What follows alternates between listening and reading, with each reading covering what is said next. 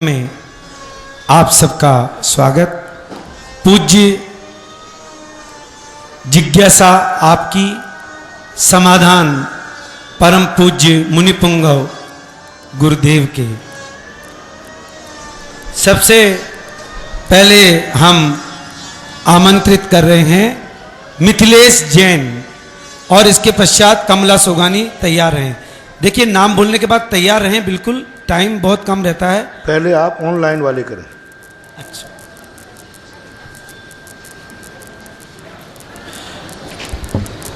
महाराज जी online में सुशीला पाटनी पूछ रही हैं, महाराज श्री को नमोस्तु। शास्त्रों का निर्माण और लिपिबद्ध किसे कहते हैं, समझाइए महाराज जी। शास्त्रों का कभी निर्माण नहीं होता है, शास्त्रों का लिपिबद्ध किया जाता है। और शास्त्रों को जो लिखते हैं आचार्य साधु आदि, वे जिनवाणी की परंपरा को ही आगे बढ़ाते हैं।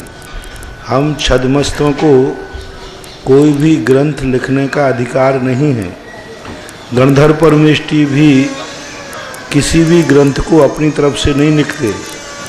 भगवान की जो वाणी है उसी वाणी को वो लिपिबद्ध करते हैं। भगवान जो बोलते हैं उसी को वो लिपिबद्ध कर देते हैं द्वादशांग के रूप में। तो सर्वज्ञ भगवान ही जिनवाणी के निर्माता हैं। और बाकी जितने भी लेखक हैं, चाहे वे कुंद भगवान हों, चाहे हम हों, चाहे आचार्य श्री हों, चाहे गणधर परमेष्टि हों, ये सब लिपिबद्धकार हैं, लेखक नहीं हैं, लिपिबद्ध करते हैं। इसलिए किसी का भी ग्रंथ हो, जब अपन उसको नमस्कार करते हैं तो जिनवाणी मान के अर्घ्य चढ़ाते हैं कि गुरुवाणी मान के? गुरुवाणी मान के। आचार्य भगवान कुंद का भी ग्रंथ रखा है, तो हम कुंद का ग्रंथ मान के उसको नमस्कार नहीं करते, उसे जिनवाणी मान करके ही नमस्कार करते हैं। इसलिए जिनवाणी का निर्माण करने का अधिकार मात्र सर्वज्ञ भगवान को है। बाकी जितने लोग हैं वे सब लिपिबद्ध करते हैं। तो जितने आचार्य हुए बाद में सब लिपिबद्धकार हैं। एक जैसे अपन कहते हैं ना कि उनकी बात को उन्होंने लिपिबद्ध कर दिया, ये अंतर है।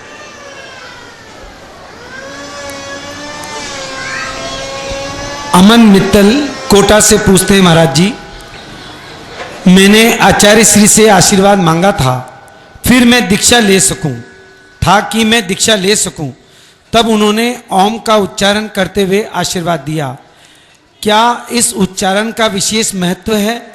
ओम का अर्थ यही है कि अभी तुम साधना करो, इंतजार करो। और मैं क्या करूं जिससे कि जल्दी दीक्षा ले सकूं? चले आगे चले। पवन जैन पूछते हैं, क्या सुबह सूतक में शांति धारा बोलकर करवा सकते हैं या नहीं? नहीं करवाना चाहिए। पुनीत जैन खातौली उत्तर प्रदेश से पूछते हैं, आलोकाकाश में जब काल द्रव्य नहीं है तो फिर आलोकाकाश द्रव्य में कैसे परिणमन हो रहा है? क्योंकि आलोकाकाश एक अखंड द्रव्य है, किसी एक स्थान पर परिवर्तन नहीं होता। उसमें जो भी परिवर्तन होता है वो संपूर्ण रूप से होता है। अतः यहाँ काल द्रव्य के जो कालाणु हैं, यहाँ के रहने वाले काल द्रव्य में वो सहयोग कर रहे हैं, तो संपूर्ण में वह अपने आप परिवर्तन हो जाता है। क्योंकि काल द्रव्य एक अखंड है। सर्वार्थ सिद्धिकार ने और अकलंग स्वामी ने उन्होंने यही प्रश्न उठाकर जवाब दिया कि चूंकि आकाश अखंड है, किसी एक कोने में अलग परिणमन हो रहा हो, एक कोने में अलग हो रहा हो, सो बात नहीं है। वहाँ तो एक जो परिवर्तन हो रहा है वो संपूर्ण में हो रहा है। इसलिए आलोकाकाश में अखंड होने के कारण यहाँ के काल द्रव्य का आलम्बन से आलोकाकाश में परिणमन होता है। अर्पित जैन मधुबन शिखर जी से पूछ रहे हैं, कितने परमेष्टि भाव कर्म 9 कर्म के सहित हैं और कितने परमेष्टि रहित हैं? भाव कर्म और 9 कर्मों से रहे सभी परमेष्टि, सिद्ध परमेष्टि को छोड़ करके सभी अपने आप में भाव कर्म और 9 कर्म हैं। जो मार्गणा स्थानों में आते हैं वे सभी कर्म और 9 कर्मों के अंतर्गत समाहित होते हैं। सिद्ध परमेष्टि को छोड़कर सभी परमेष्टि किसी न किसी रूप में भाव कर्म और नौ कर्म में आते हैं।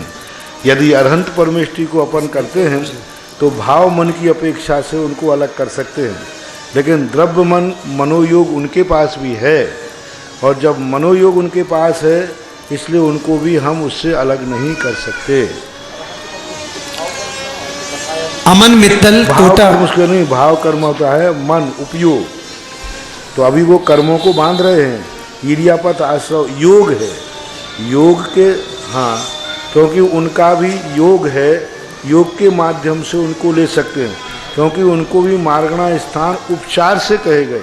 ये बात अलग है कि उनका उपयोग तद्रूप नहीं होता, लेकिन उनके ज्ञान से कोई चीज़ अछूती नहीं है। जैसे अपन को कहा गया नौ कर्म में कि उस समय तद्रूप भाव होना चाहिए, तो वो तद्रूप भाव से जानते हैं, तो उनको भी उपचार से सभी मार्गणाओं के गुणस्थान आदि के और कर्मों के आश्रव करने वाला, इसलिए उनके अभी पूरे मूल गुण भी नहीं है, पूर्णता उनके 84 शील व्रत भी नहीं है, और उनका पूर्ण अभी कर्मों का आश्रव वो कर रहे हैं। तो उपचार से अरहंत परमेष्टि को भी ले लेते हैं, क्योंकि वो मार्गणा स्थानों में आते हैं। हाँ, उनका उपचार इसलिए कि भाव मन नहीं है, उपयोग पूर्वक किसी वस्तु को नहीं जानते, लेकिन हर वस्तु उनके ज्ञान में जानने में आ जाती है। महाराज जी नीरज जैन कैलाश नगर दिल्ली से पूछ रहे हैं, एक जिन मंदिर जो कि 50 वर्ष से भी पुराना है और वेदी और शिखर दोनों हर तरफ से सुरक्षित है, बारिशों के समय मंदिर में पानी आने का डर रहता है जो कि मरम्मत से सही हो सकता है, क्या उस मंदिर जी का पुनः निर्माण कराना उचित है? क्या कराया जा सकता है, कोई आवश्यकता के अनुसार। मंदिर जो भगवान के लिए नहीं बनते हैं, समाज की व्यवस्थाओं के लिए बनते हैं। समाज अपनी सुविधाओं के लिए मंदिर बनाती है। कल 2 घर वहाँ होते हैं तो उन्होंने 2 घर के हिसाब से मंदिर बना लिया, कल वहाँ 100 घर हो जाते हैं तो मंदिर को उनको बड़ा करना ही पड़ेगा, क्योंकि मंदिर भगवान के लिए नहीं होते हैं, मंदिर समाज की सुविधाओं के लिए होते हैं। इसलिए समाज अपनी सुविधा अनुसार मंदिर को छोटा बड़ा जीर्णोद्धार पुनः निर्माण सब कर सकती है। चल जल्दी। मिथिलेश जैन और इसके बाद कमला सोगानी तैयार रहे। नमोस्तु गुरुदेव, नमोस्तु गुरुदेव। मेरी जिज्ञासा ये है कि कोई भी जीव मरकर अगर सीधा 7वें नरक में जाता है, फिर 6वें नरक में जाता है, तो क्या वो जीव भी इतना पुण्यात्मा जीव है कि उसको अन्य 5 नरक की यातनाएं नहीं भोगनी पड़ती? तो फिर वो सीधा कहाँ जाता है? कौन जीव? कोई भी मरकर पहले 7वें नरक में चला गया नहीं जाता। कोई ऐसे सभी जीव 7वें नरक में जाते हो ऐसा कोई नहीं है।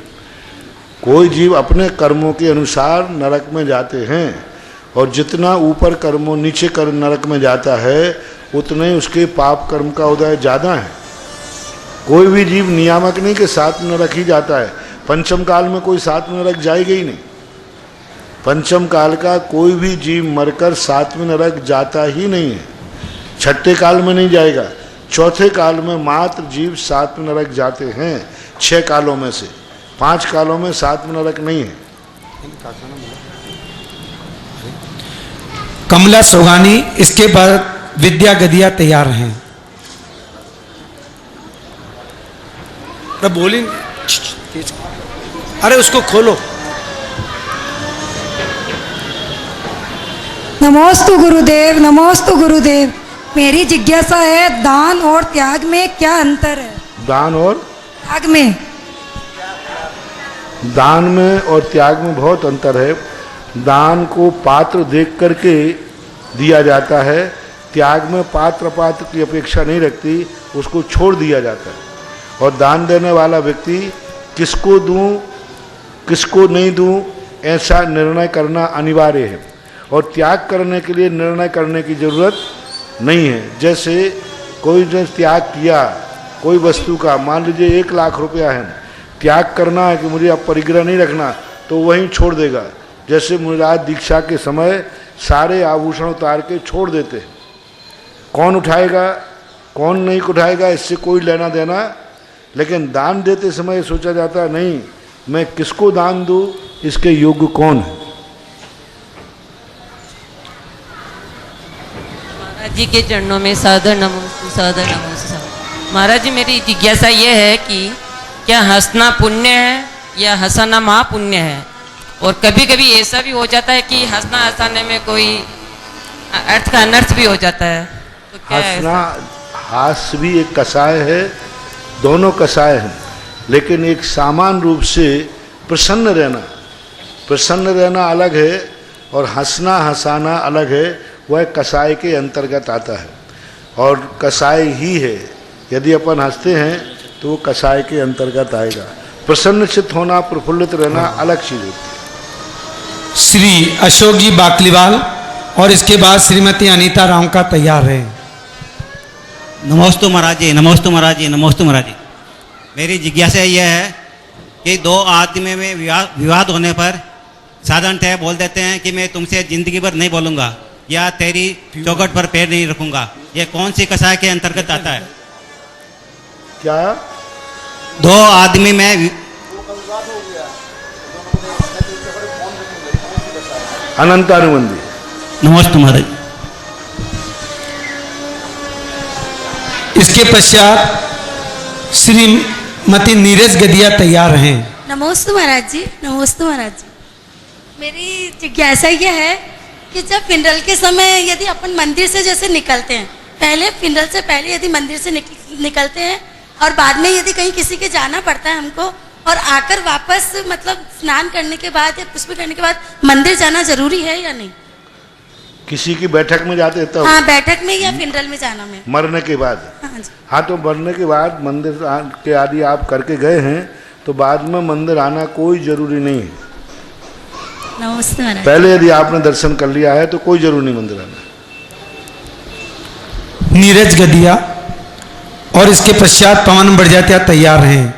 बोलने में जल्दी करें थोड़ा। महाराज जी नमोस्तु, नमोस्तु, नमोस्तु। महाराज जी, मेरा प्रश्न है कि जैन सतंबरों के मंदिरों में रात को लाइट जलती है, जबकि दिगंबर जैन मंदिरों में रात को लाइट नहीं जलती, ऐसा क्यों? इससे जीवों की हिंसा होती है, इससे क्या करना चाहिए? कृपया मार्गदर्शन दीजिए। लाइट नहीं जलाना चाहिए। लेकिन अब तो जलती है महाराज जी। तो मत जलाओ, आप कमेटी प्रस्ताव पास करना चाहिए। मैं तो इसका समर्थन नहीं करता, मैं तो कहता हूँ ये भी मत जलाओ। हाँ। अब आप लोग जलाते हो तो ये निर्णय तो आपके कमेटी के हैं। मंदिरों में दिन अस्त होने के बाद, रात्रि होने के बाद मंदिर का कोई भी प्रावधान, मंदिर खुलना ही नहीं चाहिए। शास्त्रों के अनुसार तो संध्या होने के बाद मंदिर का कोई प्रावधान है नहीं मंदिर जा। लेकिन अब तुम संध्या को आ नहीं सकते, तो रात के 10 बजे आ रहे हो तो चलो भाई जो कुछ है सो है, आ तो रहे। कम से कम व्यवस्थाएं ऐसी बन गई हैं जिस कारण से ये सब स्थितियां हैं। सावधान रखना चाहिए, जितनी हिंसा बचे उतना अच्छा है। इसके बाद बाबूलाल जी पाटनी तैयार हैं। नमोस्तु महाराज, नमोस्तु महाराज, नमोस्तु महाराज। मुनि महाराज द्वारा लिया गया नियम जैसे कि रात्रि भोजन का त्याग, पानी का त्याग, क्या मोक्ष पर्यंत तक साथ जाते हैं? तो उसकी मृत्यु के बाद में अगले भाव तक क्या उसको ऐसा संयोग मिलता महाराज जी?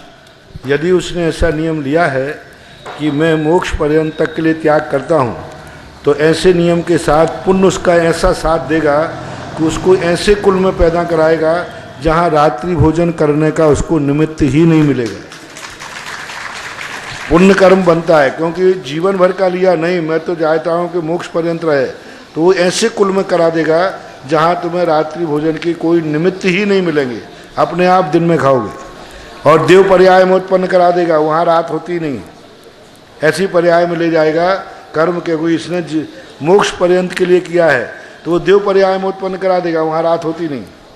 भोग भूमि में उत्पन्न करा देगा, वहाँ रात होती नहीं।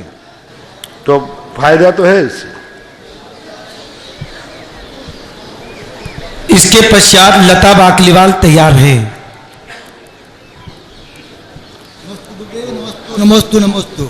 मेरा प्रश्न जिज्ञासा है कि आप जब पहले पास में पिसांगन से विहार करके हमारे ग्राम जेठाना में आपका पदार्पण हुआ, उससे पहले हमारे वहाँ अभिषेक का वो बारी से अभिषेक होता था और बारी से अभिषेक मंथली बारी से घरों का अभिषेक करते थे। और आपके वहाँ पदार्पण के बाद 5 मिनट के उद्बोधन में हमारा आज जीवन बदल गया। उसका हमारे उस सब में कौन से कर्म का और अशुभ कर्म का उदय था। आप दूसरे साफ सुनिए क्या कहना चाह रहे हैं। आप जेठाना ग्राम में पदार्पण हुआ। जेठाना मैं सब जान गया, आप तो प्रश्न हाँ, करिए। तो प्रश्न ये है कि हमारे वहाँ पहले अभिषेक की पारी बनती थी वहाँ पे गाँव में, तो आपके 5 मिनट के उद्बोधन में हमारे जीवन की राह बदल गई। तो पहले हमारे कौन से अशुभ कर्म का उदय था, तो हमारे जो है वहाँ बहुत बड़े अशुभ कर्म का उदय था कि एक बाप 10 बेटे पाल देता है और 10 बेटे मिलकर एक बाप को नहीं पाल पाते। यही दुर्भाग्य था कि भगवान अपने लिए इतना सारे लोगों को आशीर्वाद देते, सब देते, और 10 लोग मिलकर उनके अभिषेक को ये भार मान रहे थे आप लोग कि एक दिन करूँगा मैं, एक दिन तुम करना।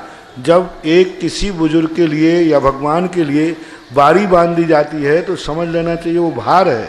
कोई बहुत महान अशुभ कर्म का उदय था। ठीक है, चले। इसके पश्चात शशि प्रभा जैन तैयार रहे हैं। अरे नजदीक में खोलो इसको, रजू तुझा। हाँ महाराज श्री को त्रिबार नमोस्तु नमोस्तु नमोस्तु। महाराज श्री, मेरा प्रश्न है, बंध के समय कर्म गतिशील होते हैं या ठहरे हुए होते हैं? जिस समय कर्म का बंध होता है उस समय जहाँ पर जीव रहता है आत्मा के प्रदेश, वहाँ ही कर्म की वर्गणाएँ होती हैं, वे वहीं की वहीं चिपक जाती हैं। कोई ऐसा नहीं कि बाहर से आ रहा हो, वहीं के वहीं आत्मा के प्रदेश। लेकिन कोई वर्गणा यदि उसी समय निकल रही है, उसी संबंधी हमने राग द्वेष किया, तो चलती हुई वर्गणा भी कर्म रूप परिणत हो सकती है और ठहरी हुई भी हो सकती है। ज़्यादातर कर्मों का बंध ठहरी हुई वर्गणाओं का होता है, और जो भी प्रकार के राग द्वेष हैं उसके योग कर्मणाएँ वर्गणाएँ 3 लोक में ठसाठस भरी हुई हैं, बाहर से लाने की कोई ज़रूरत नहीं है। लेकिन फिर भी कोई वर्गणा यदि निकल रही है वहाँ से, उसी समय आत्मा ने राग द्वेष कर लिया तो वह बंध को प्राप्त हो सकती है। प्रेरणा पाटनी, जल्दी बोले। और इसके पश्चात छोटू जी विजयनगर तैयार रहे हैं। जल्दी करना, आज में जल्दी है। महाराज जी के चरणों में वो सुशील जी आए हुए, नमोस्तु। सुशील वैद्य ना। महाराज जी, एक व्यक्ति जो गंभीर बीमारी से ग्रस्त है और तो उसे डॉक्टरों के द्वारा आईसीयू में वेंटिलेटर पे रखा जाता है और परिजनों को भी कम समय के लिए उससे मिलने दिया जाता है। तो ऐसे में परिजन कक्ष के बाहर से नमोकार मंत्र का जाप करते हैं और इसी बीच में वेंटिलेटर पे उसकी मृत्यु हो जाती है। तो महाराज जी, मैं आपसे जानना चाहती हूँ कि बाहर से जपे हुए नमोकार मंत्र की वर्गणाएं उस मरीज तक पहुँच पाती है या नहीं? पहुँचती ही है क्योंकि मरीज अचेत अवस्था में। हाँ ठीक है, अचेत अवस्था में होने पर भी हमारे पुण्य कर्म के उदय से उस जीव के लिए कुछ ना कुछ वर्गणाओं का प्रभाव तो पड़ता ही है, क्योंकि वर्गणाएं वातावरण का भी प्रभाव पड़ता है। यदि हम वहाँ निरंतर नमोकार मंत्र पढ़ रहे हैं तो हो सकता है उसके अंतरंग परिणामों में ऐसा परिवर्तन आ जाए कि उसको क्लेश नहीं होगा। इसलिए बराबर अपनी भावना का प्रभाव पड़ता है। आज अपन यहाँ बैठे बैठे किसी के संबंध में अच्छी भावना करें तो कोसों दूर जाकर के भी उससे वह प्रभावित हो सकता है। यदि इस बात को ख़त्म कर दिया जाए तो भावना नाम की चीज़ सब खत्म हो जाएगी। सुखी रहें सब जीव जगत के, कोई कभी ना घबरावे, ये भावना फिर क्या करेगी? हाँ, लेकिन भावना से ही सब कुछ हो जाता है, सो बात नहीं है। ऐसी स्थिति में उसका अगला भाव कैसा होता है महाराज जी? उसको कैसी गति मिलती है और उस समय उसके परिणाम कैसे होते हैं? उस गति के लिए अपन कोई निर्णायक नहीं कर सकते। वो तो उसके कैच कितनी कर रहा है, कितना अपनी वर्गणाओं का प्रभाव पड़ रहा है, वो सर्वज्ञ भगवान का विषय है। नमोस्तु महाराज जी, नमोस्तु महाराज जी। मेरी जिज्ञासा है कि किसी व्यक्ति के अगर कोई सफेद दाग हो तो वो क्या भगवान का अभिषेक कर सकता है और मुनियों को आहार दे सकता है क्या? आहार तो कदापि नहीं दे सकता, ये निश्चित है। अभिषेक के संबंध में नहीं करे तो श्रेष्ठ है। फिर सामाजिक व्यवस्थाएं हैं, इस संबंध में आगम में से मैं कुछ नहीं बोल पाऊँ। आहार के लिए आगम है स्पष्ट, नहीं देना चाहिए। नमस्ते महाराज। बंधुओं, श्रावक संस्कार शिविर के जो यहाँ कमेटी में निदेशक श्री हुकम काका कोटा से आए हुए हैं, एक बार हम आप सबकी ओर से जोरदार करतल ध्वनि से उनका हम स्वागत करें। और 1-2 क्वेश्चन नहीं, मैंने ओके। और उनके बड़े निर्देशक भीकम जी को बुला लो साथ में। और श्री भीकम जी पाटनी साहब बुला लो। ये यहाँ आए और गुरुदेव के चरण में वंदन करें। एक बार करतल ध्वनि से बंधुओं, आज भीलवाड़ा का बिक्कू, बिक्कू बिक्कू इन्होंने यह संकल्प किया है कि आज तक जितने भी श्रावक संस्कार शिविर हुए हैं उसमें ब्यावर का संस्कार शिविर रजत संस्कार शिविर है।